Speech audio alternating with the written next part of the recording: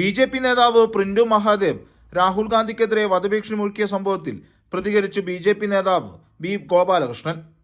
Print മഹാദേവന് പറ്റിയത് നാക്കുപിഴവെന്നാണ് B. ഗോപാലകൃഷ്ണന്റെ വാദം. നാക്കുപിഴവിന്റെ പേരിൽ കേസെടുക്കണമെങ്കിൽ ആദ്യം പിണറായി വിജയന്റെ പേരിലും പിന്നീട് വി.ഡി. സതീശന്റെ പേരിലും രാഹുൽ ഗാന്ധിയുടെ പേരിലും കേസെടുക്കണം.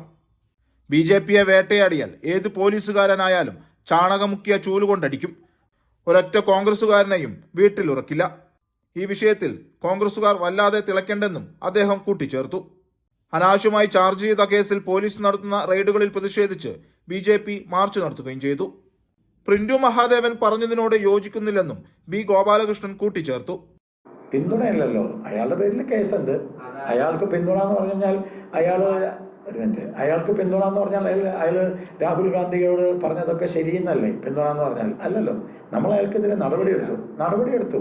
അതൊരു നാക്കുപിഴവാണ്. ശരിയാണോ ശരിയല്ല എന്നല്ല, അതൊരു നാക്കുപിഴവാണ്. നാക്കുപിഴവാകുന്ന പല കാര്യങ്ങളും ശരിയല്ലാത്തതുണ്ട്. അതുകൊണ്ട് അതിന് നാക്കുപിഴവാണ്. അതുകൊണ്ട് നമ്മൾ നടപടിയെടുത്തു അയാൾക്കെതിരെ. അതുപോലെ പോലീസ് കേസിനെ ബി.ജെ.പി. നേരിടും. ബി.ജെ.പിയെ വേട്ടയാടാൻ ആരെയും സമ്മതിക്കില്ല. നിലവിൽ സ്വകാര്യ ചാനൽ ചർച്ചയ്ക്കിടെ രാഹുൽ ഗാന്ധിക്കെതിരെ വധഭീഷണി മുഴക്കിയ ബി.ജെ.പി. നേതാവ് പ്രിന്റു മഹാദേവനെ തിരയുകയാണ് പോലീസ്.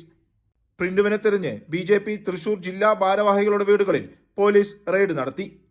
ബി.ജെ.പി. സംസ്ഥാന സമിതി അംഗം സുരേന്ദ്രൻ ഐനിക്കുന്നത്തിന്റെ വീട്ടിലും സഹോദരൻ ഗോപിയുടെ വീട്ടിലുമാണ് പോലീസ് റെയ്ഡ് നടത്തിയത്.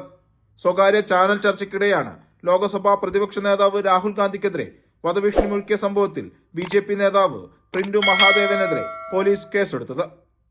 News desk റൂലൻസ്.